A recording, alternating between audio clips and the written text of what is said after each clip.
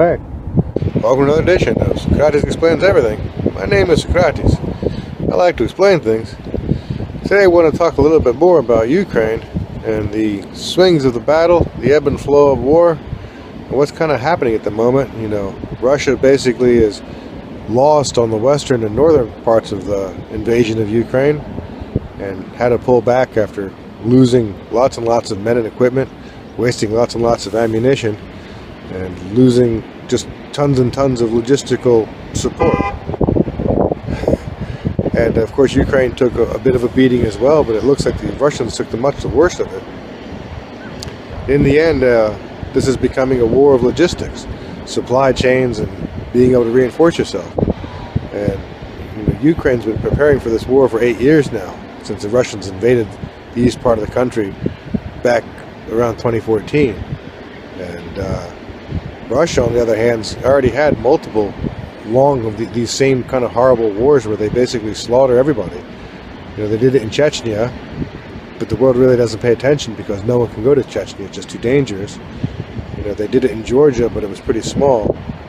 And you know, in Aleppo in Syria, they did it again, but unfortunately the world just doesn't pay enough attention to it because I think that the Muslim world is such a quagmire that everyone's terrified to get so involved.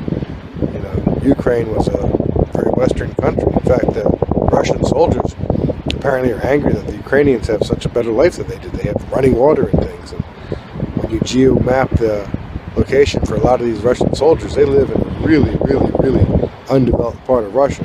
No roads, and the buildings look a lot like they do in Ukraine now. But the thing is this, Russia's been spending vast amounts of ammunition destroying the entire city.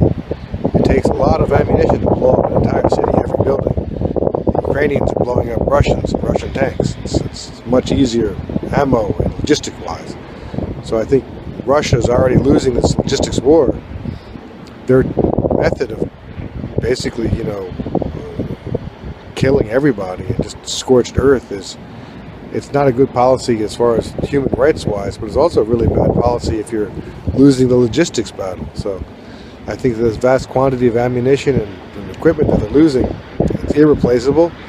You know, a lot of this stuff was built in Ukraine. That ship to Moscow, the Moskva that was sunk, that was built in Ukraine. So Ukraine built most of the heavy equipment for Russia. So at this point, I think Putin's burning himself out. I'm hoping to see the tide turn and the entire Donbass and Luhansk region is taken back by Ukraine. I think Crimea should be taken back as well. And I'm waiting to see the Chechens rise back up once Putin's successfully weakened. I think the Chechens are going to throw off their own little Putin-backed dictator and get their own freedom back again. Anyway, you can't hold back people but so long. You know, freedom's a little bit like the tides. It comes and it goes, but man, oh man, it's got power behind it.